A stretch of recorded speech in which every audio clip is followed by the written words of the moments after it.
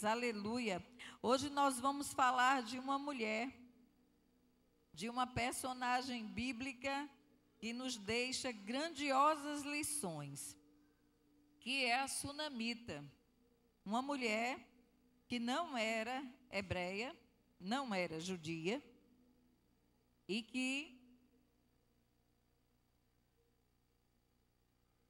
ela era alguém que teve uma visão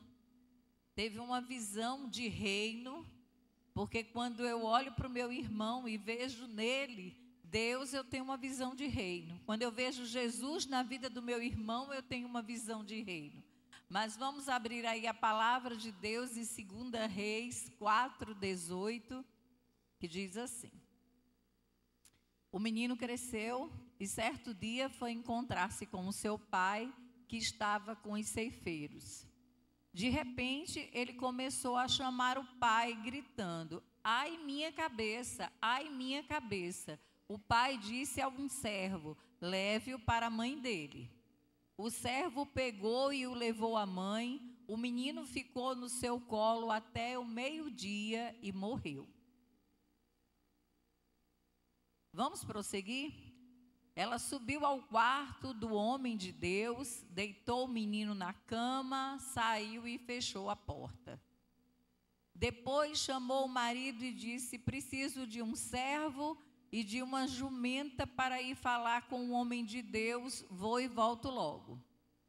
Ele perguntou: mas por que você vai encontrá-lo hoje? Não é festa da lua nova, nem sábado. Não se preocupe, respondeu ela.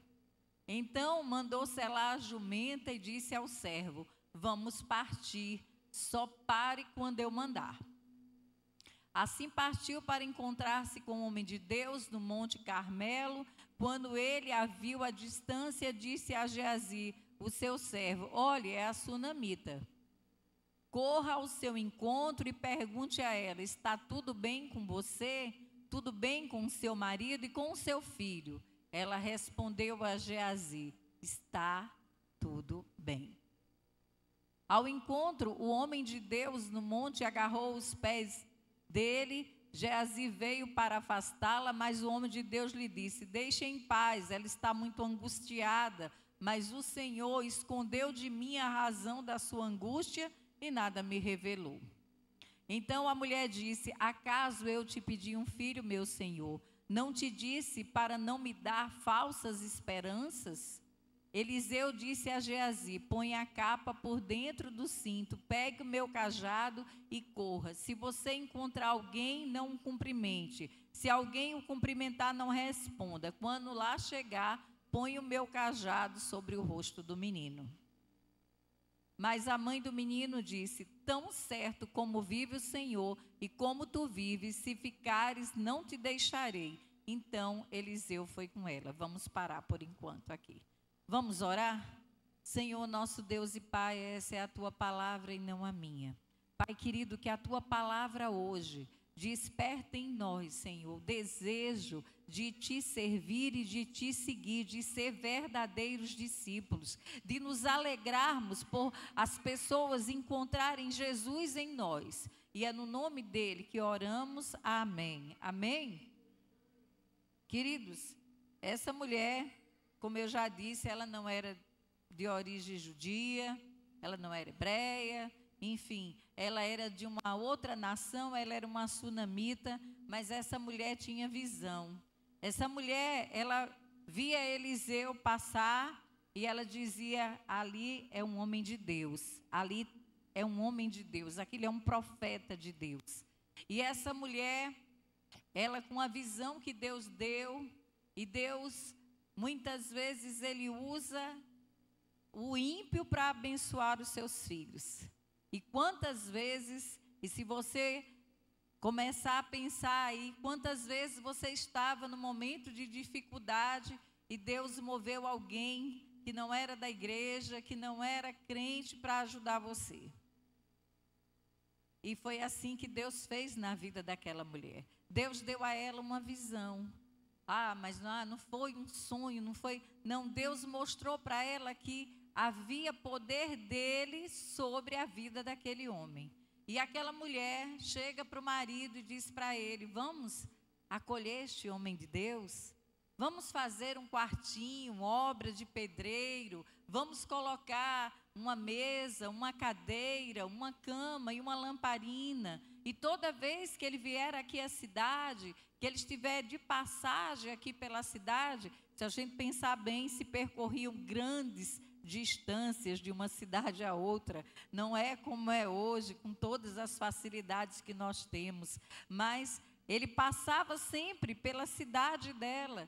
E ela disse: vamos acolher esse homem de Deus. E ali assim foi feito. O marido concordou com ela, fizeram um quartinho ali para Eliseu. Ela o alimentava, cuidava dele quando ele estava ali na cidade dela. Quando ele ia até a cidade dela, ele era acolhido em sua casa. Ela tinha uma característica que todo cristão devia ter: é ser hospitaleiro. Hoje, a gente com as nossas vidas corridas, né, a gente não tem muito mais disso, né? No início aí, década de 70, não vou muito longe não, mas na década de 70, de 80, a coisa que era mais simples era nós acolhermos na nossa casa os irmãos, eram as cessistas, né, eram as meninas que estavam fazendo curso de educadora religiosa, eram os missionários, eram os pastores que nos visitavam. A nossa casa sempre era local para acolhê-los, né? Às vezes não era para dormir, mas era para fazer uma refeição, né? Então a gente os acolhia, né? Hoje a gente já não dispõe desse tempo. A vida moderna tirou da gente um pouco dessa hospitalidade, mas essa mulher, ela era hospitaleira, ela tinha essa característica e ela acolhia aquele homem de Deus.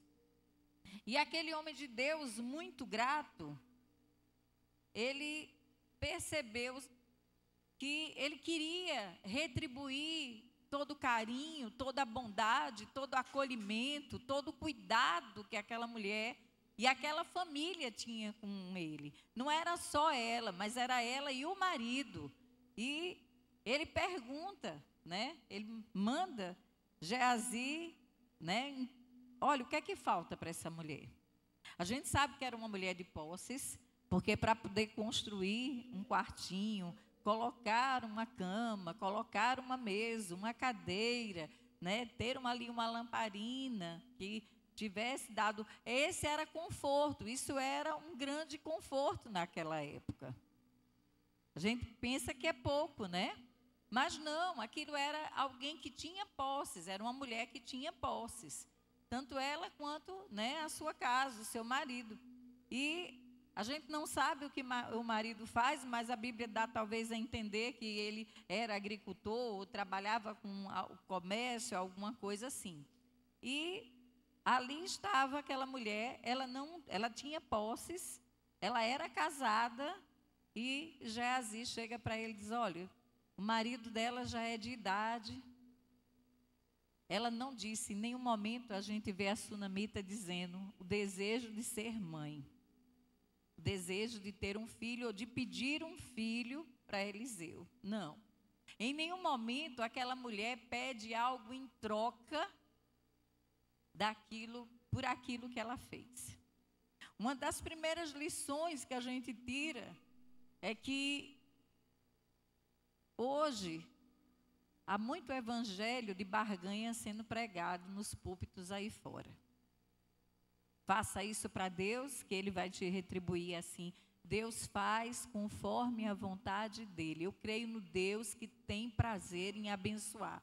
Mas eu nunca vou dizer para você: olha, você tem que fazer isso, porque assim Deus vai fazer por você. Aí você tem que depositar isso para receber isso. Isso não está na palavra de Deus. Olha, nós não merecemos nada da mão do Senhor. Se só tivéssemos a salvação, já era para nos sentirmos os mais galardoados. Porém, Ele, na sua infinita graça e misericórdia, Ele tem sido nosso provedor. Ele tem nos dado saúde, Ele tem nos dado sabedoria, Ele tem nos dado livramento, Ele tem ali como uma águia colocado ali a gente embaixo de suas asas. Aquela mulher não pediu nada em troca. Ela não foi pedir, ela não falou do desejo dela de ser mãe. Mas Eliseu diz para ela que ela vai dar à luz a um filho e que ela seria abençoada com um filho. E Eliseu falava da parte de Deus, e se Deus tem uma promessa na tua vida, meu irmão, Ele vai cumprir. Se é de Deus, vai acontecer. É isso que a gente tem que ter cuidado. Cuidado que tem muita profetada por aí. Profecia de Deus se cumpre. Ele confirma no teu coração, no tempo certo, no tempo dele vai acontecer. Deus tem promessas, a Bíblia tem muitas promessas e nós devemos buscar viver nessa terra as promessas de Deus. E essa mulher viveu essa promessa. Eliseu prometeu que ela daria a luz e ela deu a luz. Mas essa mulher se manteve naquela porta da promessa, recebeu aquele filho e chega um momento em que aquele filho, ele adoece. Esse filho adoece.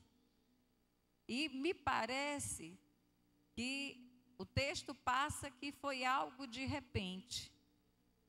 Mas uma dor de cabeça que venha tirar a vida de uma criança, talvez aquela criança já tivesse alguns sinais desse problema. E mais uma vez a gente vê uma lição aqui nos sendo dada. Quando você tiver um problema, leve-o para Deus. Aquela mulher, tem hora que como mãe, e eu sei você como mãe, eu sei que está aí cultuando conosco, quando a gente fala da calma dessa mulher, da confiança dessa mulher, da certeza de quem eu vou procurar nesse momento tão difícil da minha vida.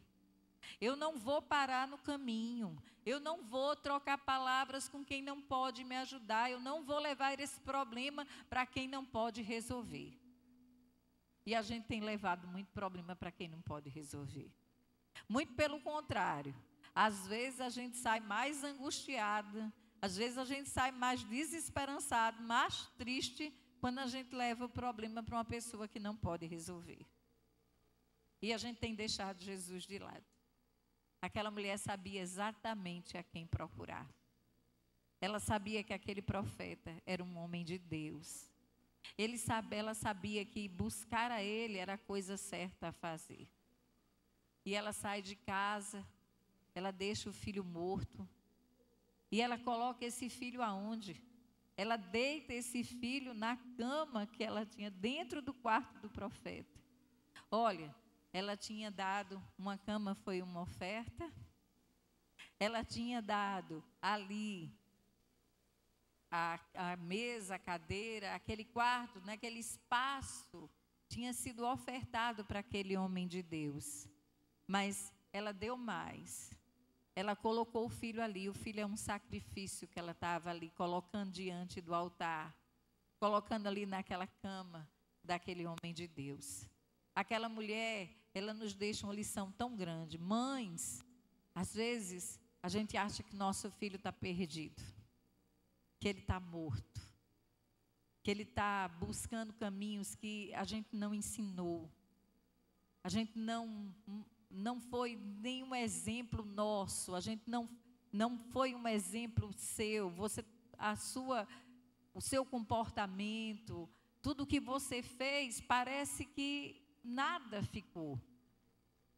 Mas eu quero dizer para você, não desista. O altar ainda espera o sacrifício. E é o sacrifício que atrai o fogo para o altar. Então, não desista de orar. Aquela mãe, ela estava com um filho morto. O único filho, um filho que ela não pediu, mas que ela gerou, que ela colheu em seus braços. E naquele momento, aquela mulher, ela vai buscar e ela vai trazer aquele filho em sacrifício ao Senhor. E ela vai buscar Eliseu e ela diz: olha, eu não te pedi um filho. Eu não te pedi um filho. Eu não te pedi um filho e eu não te pedi essa dor que eu estou sentindo.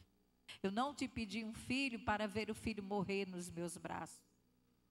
Eu não peço a Deus, a gente não pede a Deus sofrimento. Muito pelo contrário. Nós pedimos a Deus bênção e não é errado pedir as coisas ao Senhor. Errado talvez seja a forma que nós temos pedido. Há muitos anos atrás eu tive um primo, ele já está com o Senhor, e ele adoeceu de uma doença muito grave. Na época ele morava no interior, e um médico que visitava aquela cidade, um médico desconfiou da gravidade da doença dele. E trouxe ele para a restauração, para poder investigar o que é que tinha, o que é que realmente ele tinha, porque ele era um neurologista e ele começou a desconfiar.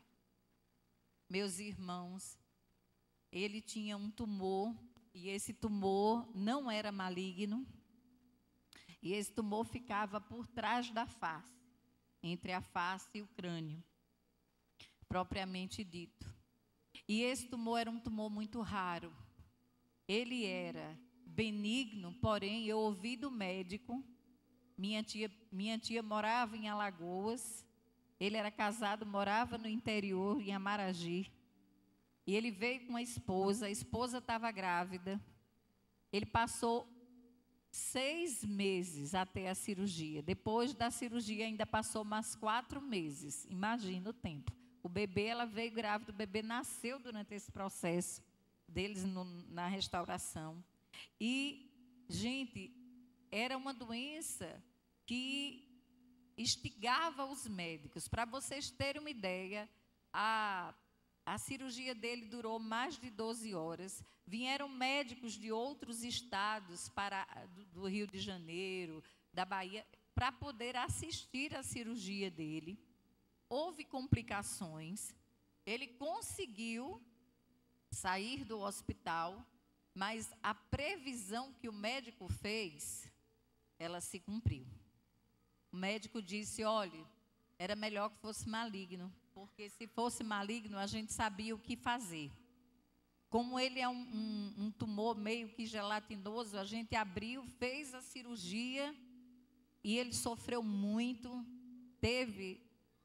Foi muito duro, muito doloroso.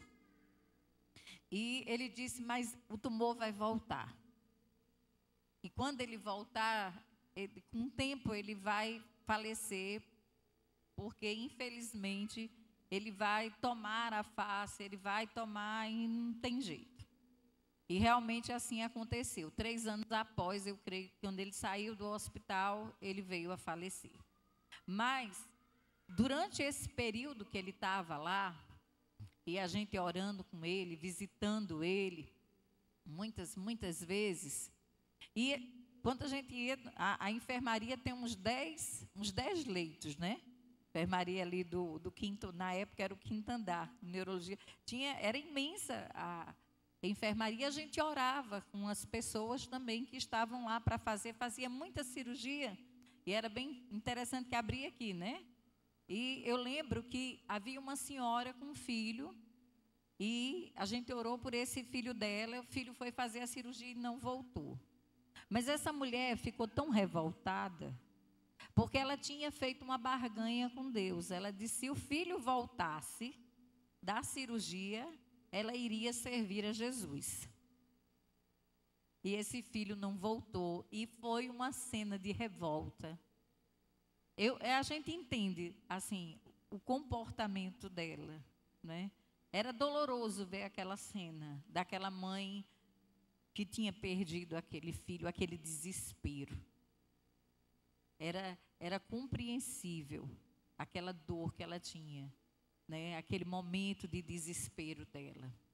E se a gente for confrontar aqui com a sunamita, Em nenhum momento a gente vê desespero nela. A sunamita, ela não era judia, ela não conhecia o Deus de Israel, mas ela conhecia o Deus que Eliseu servia. Ela identificava naquele homem um homem de Deus. Olha, se existe algo maravilhoso na tua vida, deixa eu te dizer, é você ser reconhecido como servo de Deus. Não existe título maior e melhor do que esse. Quando alguém encontra com você na rua, gente, eu fico tão feliz. Olha, se é alguma coisa que me faz feliz, é ser reconhecida como serva do Senhor. Não é alguém olhar para mim e dizer, oi pastora, não. Mas a pessoa, se ela me reconheceu como serva de Deus, se ela viu através da minha vida Jesus, isso já me alegra tanto. E eu sei que é isso que alegra a tua vida também, meu irmão, minha irmã. Eu sei que é isso que nos dá esperança. É isso que nos identifica nesse mundo decaído. Olha, o mundo clama por Jesus. Há muitos e muitos sofrendo. Há pessoas que estão escravizadas em tantas coisas, em tantos vícios, tão aprisionados, mortos, vivendo a morte espiritual. E eles precisam ser ressuscitados. Eles precisam ser colocados diante do altar do Senhor. Eles precisam ser colocados na cama desse profeta. Eles precisam ser levados até o altar de Jesus. Você já pensou que a tua oração, você apenas orando, aquela pessoa pode se sentir tocada pelo amor de Jesus? Vivemos um tempo de individualismo, cada um por si. Hoje, um Jesus te ama pode fazer a diferença na vida de alguém. Aquela mulher foi buscar Eliseu. O fim da história nós já sabemos. Eliseu esteve ali, Eliseu orou ao Senhor, Eliseu se deitou sobre aquele menino, respirou ali nas narinas daquele menino e Deus devolveu a vida àquele menino. A mãe foi restituída. O filho foi restituído àquela mãe. Quando nós tivermos um problema, não espere a dor de cabeça se tornar um tumor. Não. A qualquer momento, quando começar a doer, quando incomodar, leve primeiro a Jesus. Entregue nas mãos dele, leve em oração a ele. Se, ai, pastora, olha, às vezes eu nem consigo orar. Chame o irmão para orar contigo. Mas ore você. Às vezes a gente confia na oração do irmão, a gente confia na oração do pastor, da pastora. Mas olha, a gente gosta de orar. E como crente gosta de orar, glória a Deus por isso. Eu fico tão feliz que nós somos uma igreja que verdadeiramente ora. E quando chega um pedido de oração, e isso foi me ensinado pelo pastor Jorge, quando chega um pedido de oração, Daniel, ele diz, para tudo e ora. Para tudo e ora. Aonde você estiver, mesmo que você não possa fechar o teu olho, mas ali você ora. Você coloca, porque aquele irmão que te pediu uma oração, ele está clamando, ele está necessitando.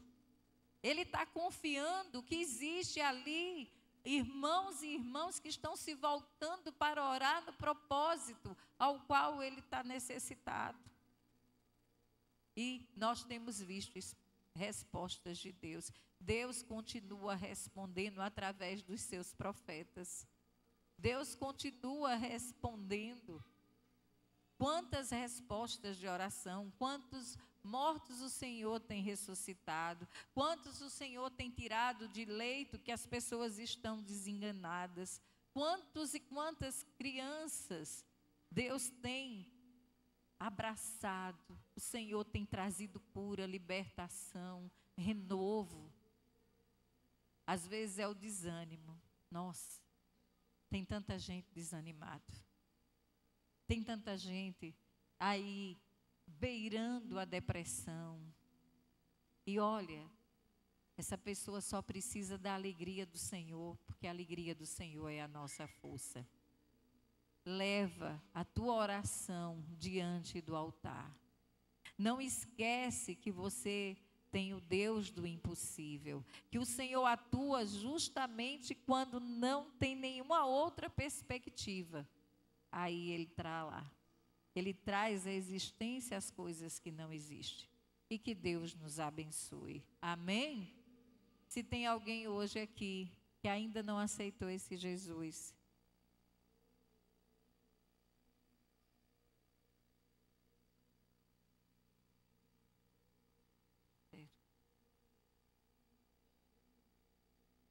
nós temos 2 pedidos de oração. Está vendo, gente? Né? Jesus, Ele faz tudo perfeito. Nós temos uma oração por Zeusia. Ela é filha de Zêunia, né, membro dessa igreja. Ela está grávida, Zêusia está grávida de 7 meses. E ela está na ala vermelha. Né, ela teve uma convulsão. E que a gente vai orar agora por ela. E também pela irmã do Fábio, Francis, que foi socorrida. É isso? Então, vamos ficar de pé para a gente fazer essa oração. Se você quer aceitar Jesus como Senhor e Salvador, vem aqui que eu quero orar com você. Mas vamos estar orando pela Zeusia, vamos estar orando pela Francis. A tua oração chega ao trono da graça. Nenhuma oração é em vão. Vamos orar? Senhor, nosso Deus e Pai, pela tua infinita graça, bondade e misericórdia, chegamos diante do teu altar, Pai, entramos na brecha para te clamar, ó Deus, por uma bênção, ó Deus, que tu alcance a Zeusia ali naquele hospital, põe a tua mão sobre ela, repreende toda e qualquer enfermidade, ó Deus, que esse bebê que ela está gerando, ó Deus, tenha a tua mão, a tua proteção, que nada de mal aconteça, nem à mãe, nem ao seu bebê. Senhor, meu Deus, tu sabes de todas as coisas, Senhor. Ó Deus, visita ela nessa hora. Nós te pedimos também, Senhor, pela vida da Francis, Senhor. Tu sabes, ó Deus, o que a tua serva, a tua filha necessita. Visita ela, Senhor. Dai às duas, Pai, a certeza da tua presença, porque a tua palavra se cumpre, que tu estarás conosco, Senhor, todos os dias, até a consumação dos séculos. Tu és o Deus que cura, Senhor. Ó Deus, tu curaste no passado, cura hoje e vai curar eternamente. E é no teu nome que nós clamamos, Jesus. É no teu nome que repreendemos essas enfermidades na vida das tuas servas. Pai, tu ressuscitaste mortos, Senhor. As tuas servas precisam de ti, ó Deus. As visita nessa hora, Senhor, move todo o aparato hospitalar, médicos, enfermeiros, Pai, para abençoar as tuas filhas. E é no nome de Jesus que oramos. Amém. Que Deus nos abençoe e nós nos vemos no domingo para a glória de Deus. Que a graça do Senhor Jesus, que o amor de Deus, o nosso Pai, que as doces consolações do Espírito Santo seja derramado sobre o seu povo, aqui e para todos sempre. E o povo diz...